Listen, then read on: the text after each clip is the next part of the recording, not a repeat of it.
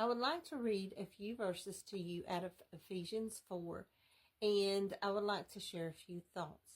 And bear in mind, please, when I'm reading these verses, the distinction between how the people of the world live and how people live who profess the Lord Jesus Christ. And notice that in today's world, especially on social media, there's so much hate spewing out that it's hard to determine who is the Christian and who is not. And though it's not our place to judge others, we do need to examine ourselves and take inventory of how we're living and how God sees us in each situation. I'm going to start at verse 17. Now this I say and testify in the Lord, that you must no longer walk as the Gentiles do in the futility of their minds.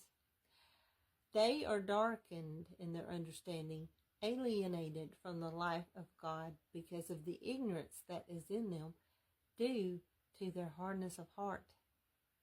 They have become callous and have given themselves up to sensuality, greedy to practice every kind of impurity.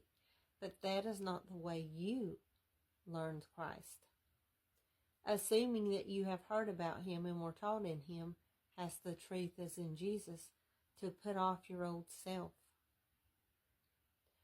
which belongs to your former manner of life and is corrupt through deceitful desires, and to be renewed in the spirit of your minds, and to put on the new self, created after the likeness of God in true righteousness and holiness.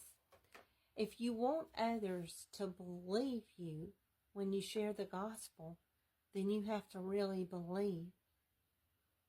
You don't need to convince yourself by what you present to others. And to believe means you live differently and to be set apart. Appreciate the support of others, but don't solely rely on it. Rely on the Lord. You have to be willing to be the only one.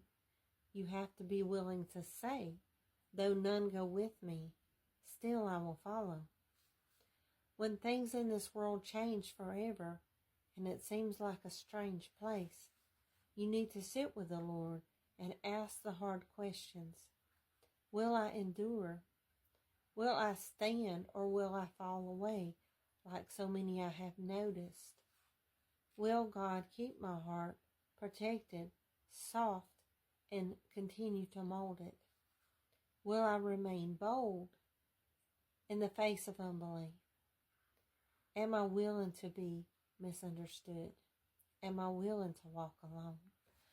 When I stand before the Lord one day, after this world has passed away, what will he see in me?